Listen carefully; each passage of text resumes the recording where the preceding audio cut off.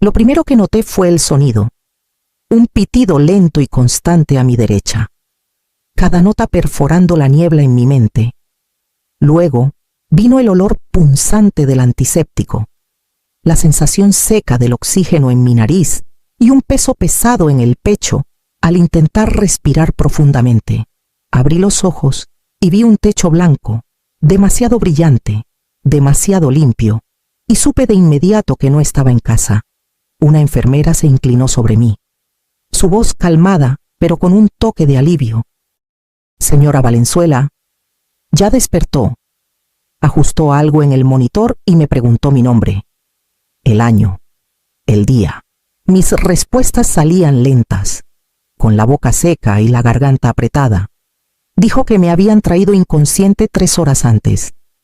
Después de que una vecina me encontrara desmayada en la cocina, tardé un momento en formular la pregunta. «Mi hija. ¿Alguien la llamó?» Los ojos de la enfermera se suavizaron de una manera que me hizo sentir un nudo en el estómago. Sí, los doctores hablaron con ella cuando la internaron. Esperé el resto.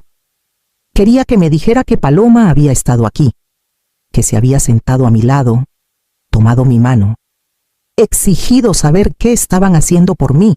En cambio, la enfermera dudó y luego nos dijo que no podía venir. Estaba paseando al perro de su suegra. Por un instante, pensé que había oído mal. El oxígeno silbaba suavemente en mis oídos. El monitor mantenía su ritmo paciente, y sus palabras se asentaron como piedras en mi pecho. La enfermera continuó, su voz más baja ahora. Le explicaron que su estado era crítico, que tal vez no pasaría la noche. Aún así, no quiso venir. Giré la cara hacia el techo otra vez. La luz se volvía borrosa mientras mis ojos picaban.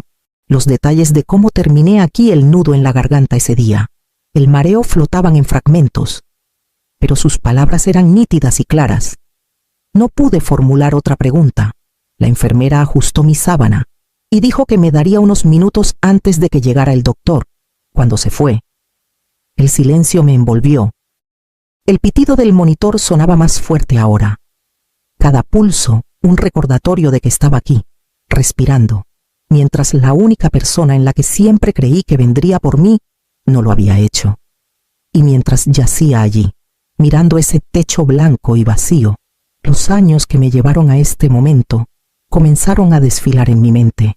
Crié a Paloma en un pequeño departamento de 2 recámaras en la Ciudad de México, donde cada rincón guardaba la huella de nuestra vida juntas.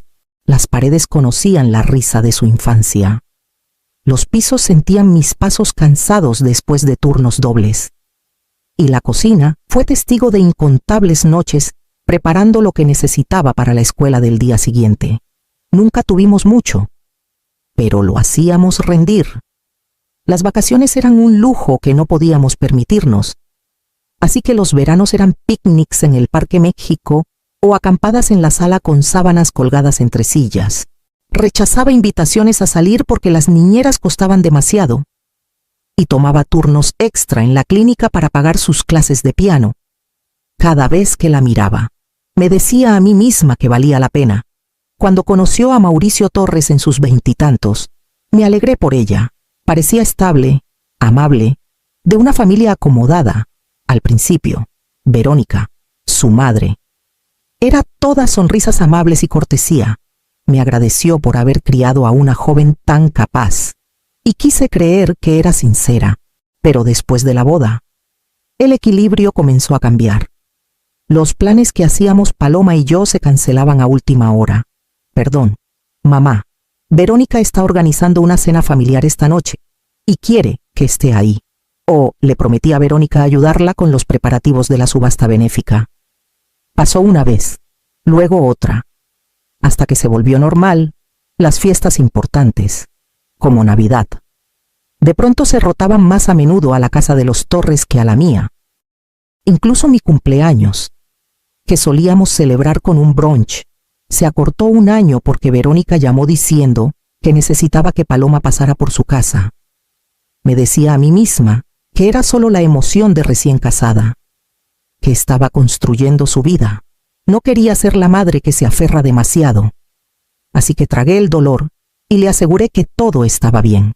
Pero ahora, sentada en esa cama de hospital, esas pequeñas heridas se sentían más cortantes. Cada cena perdida, cada perdón. Surgió algo, había estado construyendo una verdad que no quise enfrentar. Y luego llegó el perro. Verónica tenía una manera de llenar una habitación sin alzar la voz en las reuniones. Tomaba la mano de Paloma, la guiaba al centro de las conversaciones y la elogiaba como si fuera la joya de la corona de la familia Torres. Yo observaba desde un lado, sonriendo cortésmente mientras Verónica deslizaba comentarios que se me quedaban grabados mucho después de que terminara la fiesta. Araceli es tan independiente, decía con un leve gesto de admiración. No necesita que nadie esté encima de ella. ¿No es maravilloso en la superficie? Sonaba como un cumplido, por debajo. Era un despido sutil, una señal a todos de que estaba bien dejarme sola, que mi presencia no requería la misma atención que la suya. Paloma parecía absorber esas señales sin darse cuenta. Mientras más me tejía Verónica en el fondo, más comenzaba mi hija a tratarme como un personaje secundario en su vida. Las tradiciones que siempre fueron nuestras, como el Día de Muertos, se mudaron a la casa de los Torres porque es más fácil para todos. Las redes sociales se llenaban de fotos de ella y Verónica en almuerzos benéficos, con delantales a juego horneando para las fiestas, posando en el césped impecable de los Torres con frases como «la familia lo es todo» cuando nos veíamos. Las conversaciones a menudo empezaban con actualizaciones sobre Verónica, su jardín, su club de lectura, su último proyecto de voluntariado, y terminaban con Paloma mirando su teléfono para revisar mensajes de su suegra. No era malicia. Si acaso, era algo tan natural para ella que parecía no notar el cambio. Me convencí de que era una fase. Las parejas jóvenes suelen inclinarse más hacia un lado de la familia en los primeros años. Intenté no llevar la cuenta, dejar que encontrara su equilibrio sin interferir, pero a veces, al conducir a casa después de otra visita corta, apretaba el volante con más fuerza y me preguntaba cuándo me convertí en la madre independiente que no necesitaba a su propia hija. Mantenía la esperanza de que el péndulo regresaría, que pronto recordaría de dónde venía. Entonces Verónica trajo al perro. Duque llegó a la casa de los Torres como si fuera de la realeza. Verónica había viajado a otro estado para recogerlo, un samoyedo de raza pura que costó lo que habría pagado varios meses de mi renta. Su llegada fue celebrada con una fiesta de bienvenida, con tazones de agua grabados y un pastel amigable para perros. Los mensajes de Paloma pronto se llenaron de fotos de Duque, estirado en cojines de seda, Duque con un suéter tejido a medida, Duque dormido con la cabeza en su regazo. Lo llamaba su bebé peludo, y cuanto más lo decía, más sentía que era un título con el que nunca podría competir. Casi de inmediato, mi tiempo con ella empezó a reducirse. Un café de sábado se convirtió en una rápida parada por comida para llevar, porque Duque no puede quedarse solo más de 2 horas. Una cena de domingo se interrumpió cuando miró su reloj y dijo: «Tengo que regresar». La rutina de dormir de Duque es muy importante para su desarrollo. Una tarde, estaba a medio contar una historia sobre un cambio de personal en la clínica cuando revisó su teléfono y se levantó de un salto. «Me tengo que ir. Duque necesita su paseo vespertino». Eran las 3 de la tarde. Me dio un beso distraído en la mejilla. Tomó su abrigo y salió antes de que terminara mi frase. Nunca le dije la verdad, que el pelo de los samoyedos me cerraba la garganta y me hacía doler el pecho. Había sabido de mi alergia por años, aprendido a manejarla con medicamentos y evitando el contacto, pero decirlo ahora sentía como una forma más de obligarla a elegir entre mí y el mundo que había construido con Verónica. Había pasado demasiados años viéndola elegir al otro lado en pequeños detalles.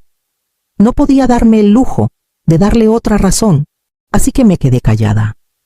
Sonreí a pesar de la picazón en los ojos cuando Duque estaba cerca y me dije que no valía la pena armar un escándalo. hasta la noche en que me invitó a cenar. Cuando Paloma me llamó para invitarme a cenar en casa de Verónica, dudé.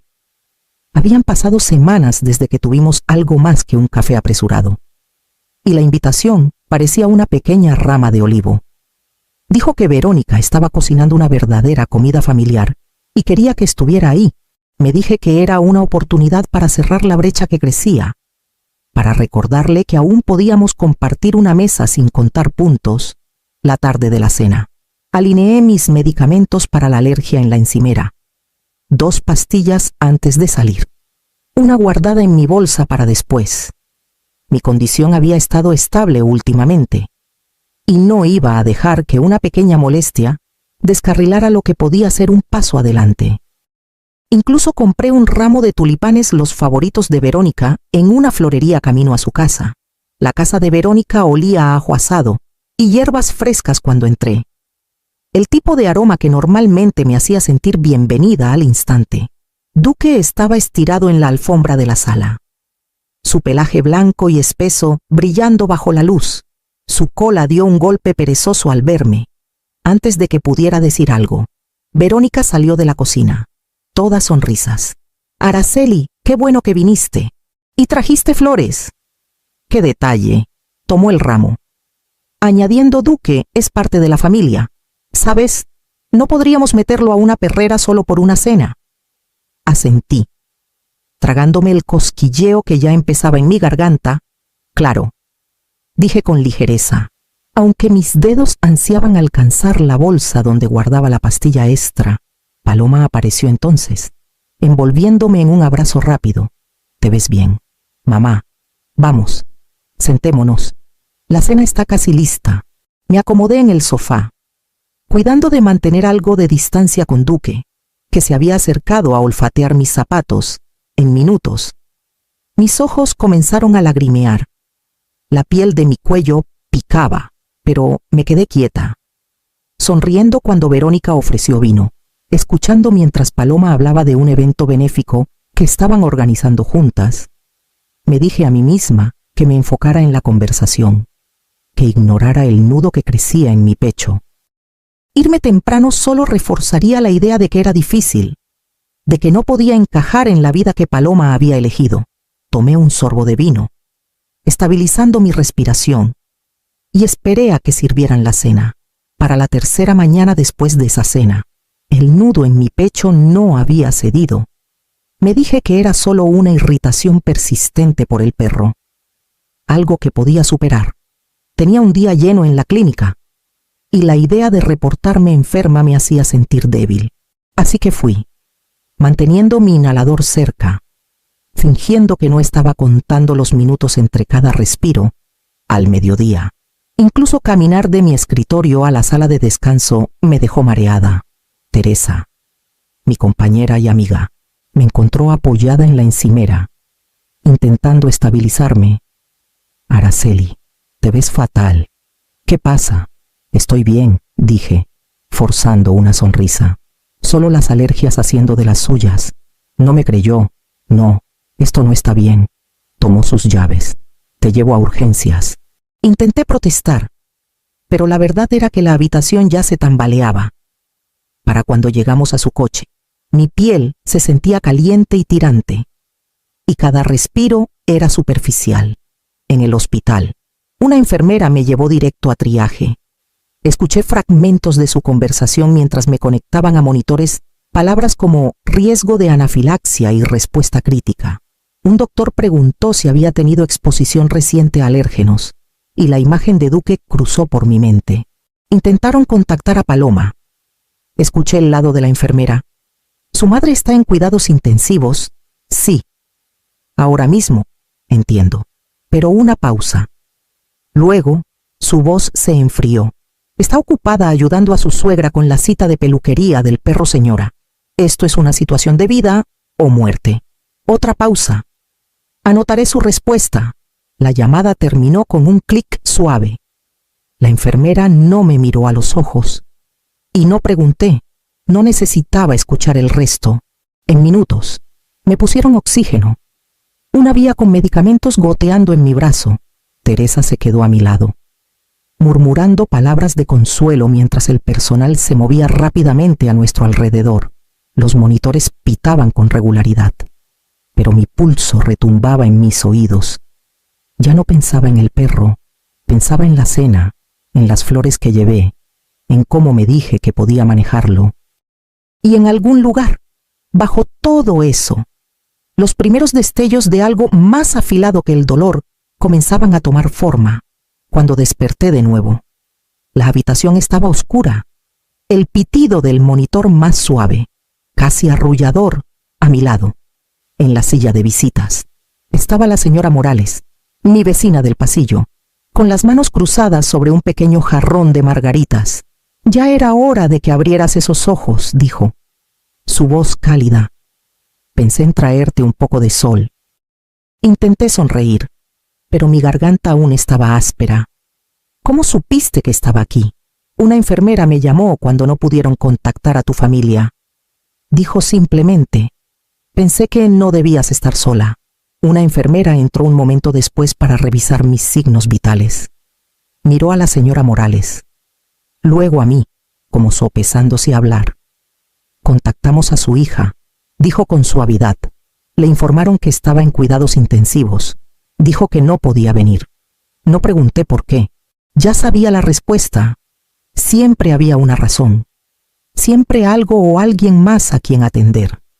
Recostada allí, sentí los años doblarse sobre sí mismos en mi mente, las fiestas que pasé esperando que llegara, los cumpleaños que acortó, las cenas canceladas a última hora, todas las veces que dije está bien cuando no lo estaba, todas las veces que dejé que mi lugar en su vida se encogiera sin protestar. Una claridad fría se asentó en mi pecho. No podía seguir esperando que me eligiera. No podía seguir fingiendo que los pedazos que me ofrecía eran suficientes. Algo tenía que cambiar. Esa noche, mientras el hospital estaba en silencio y la señora Morales se había ido a casa, miré la libreta en blanco que la enfermera dejó en mi bandeja. Mi mano dudó sobre el bolígrafo por un largo rato.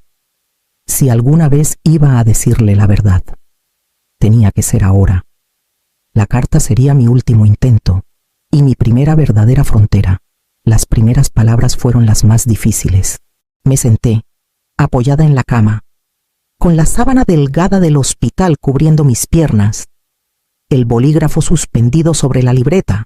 Durante años, había ensayado conversaciones en mi cabeza, súplicas, preguntas, confrontaciones silenciosas que nunca salieron de mis labios, pero esta vez no estaba escribiendo para convencerla, estaba escribiendo para dejar de fingir.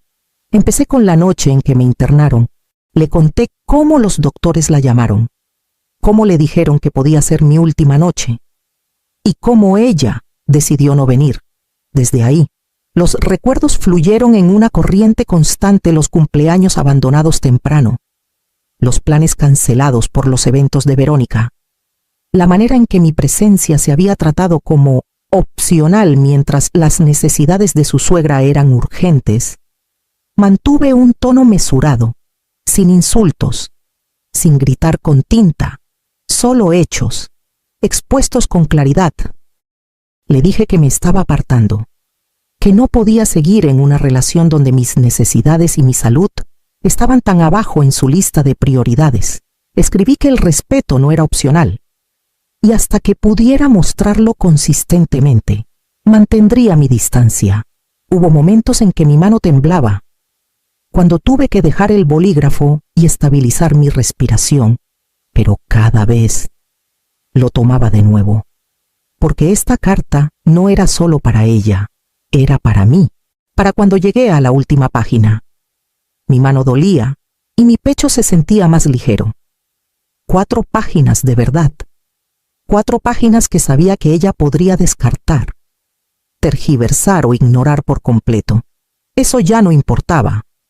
Lo que importaba era que finalmente lo había dicho. Doblé las páginas con cuidado. Las deslicé en un sobre y lo sellé con una presión firme de mi pulgar. No escribí con cariño al cerrar, no porque no lo sintiera, sino porque esta carta no era para suavizar el golpe, era para entregarle la verdad, y alejarme sabiendo que había dicho todo lo que necesitaba decir. La mañana de mi alta. El cielo fuera de mi ventana era del color del plomo, del tipo que promete lluvia para la tarde. Mi bolsa ya estaba lista cuando la enfermera entró con mi expediente. «Todo listo», dijo con tono ligero. Saqué el sobre sellado del cajón de la mesita. «¿Puedo pedirte un favor?». Expliqué que mi hija vendría después, que quería que dejaran esto en la cama, exactamente donde había estado los últimos días. La enfermera estudió mi rostro un momento. Luego asintió. «Me aseguraré de que lo reciba. A las 2 de la tarde». Estaba en una cafetería al otro lado de la calle. Mi café enfriándose sin tocar frente a mí. Teresa se había ofrecido a llevarme a casa, pero le pedí un poco de tiempo. Quería estar lo suficientemente cerca para ver, pero lo suficientemente lejos para no ser vista. A las 3:15 en punto. El coche de Paloma entró en el estacionamiento del hospital. Desde mi asiento junto a la ventana, la vi bajar, acomodándose el cabello en el reflejo de la puerta de vidrio antes de entrar. Caminaba rápido, como si tuviera otro lugar donde estar después de esta breve parada. 15 minutos después, la enfermera que prometió ayudarme llamó a mi celular. «Vino», dijo. Encontró la carta en la cama. Al principio sonrió, pero a la mitad se le fue el color de la cara. Las manos le temblaban. No dijo una palabra cuando se fue. Le agradecí, mis dedos apretando el teléfono. No esperaba lágrimas ni disculpas, y mucho menos enojo. Pero escuchar su reacción de segunda mano fue suficiente para confirmar lo que ya sabía. Las palabras habían calado. Afuera, las primeras gotas de lluvia comenzaron a golpear la ventana de la cafetería, suaves y deliberadas, como signos de puntuación al final de una frase que había estado escribiendo durante décadas. Terminé mi café, aparté la taza y dirigí mis pensamientos hacia dónde pasaría el próximo capítulo de mi vida. La señora Morales insistió en que me quedara con ella después del hospital, y durante 2 semanas su cuarto de huéspedes se convirtió en mi refugio. Su casa era tranquila, sin mascotas, y llena de pequeños gestos amables, toallas frescas dobladas al pie de la cama, té esperándome en la cocina al despertar. Nunca pedía detalles a menos que yo los ofreciera, y de alguna manera, ese espacio para respirar hizo que sanar fuera más fácil. Cuando estuve lo suficientemente fuerte, me mudé a un nuevo departamento al otro lado de la ciudad. Estaba en el último piso de un pequeño edificio de ladrillo, con ventanas que daban a un aire limpio y sin rastro de caspa. Desempacar se sintió diferente esta vez. No solo estaba organizando muebles, estaba construyendo una vida que ya no giraba en torno a estar disponible para alguien que no aparecía. Mantuve contacto con Paloma, pero apenas. Un mensaje en las fiestas, una llamada corta de vez en cuando. El anhelo por su aprobación, que una vez dictó cada uno de mis movimientos, comenzó a soltarse. En su lugar llegó algo más firme: aceptación. Nuevas conexiones crecieron de forma natural. Teresa pasaba los viernes con comida para llevar, y la pareja del pasillo me invitó a cenar después de verme batallar con una caja pesada. La señora Morales me llamaba cada domingo, su voz tan cálida como las margaritas que llevó a mi habitación en el hospital. No era la familia perfecta que alguna vez imaginé, pero era real. Eran personas que aparecían sin que se les pidiera, que ofrecían cuidado sin llevar la cuenta. Y en algún punto entre las mañanas tranquilas en mi nueva cocina y las risas compartidas sobre cajas de comida para llevar, entendí que la familia no está definida por aquellos con quienes naces, sino por aquellos que eligen quedarse.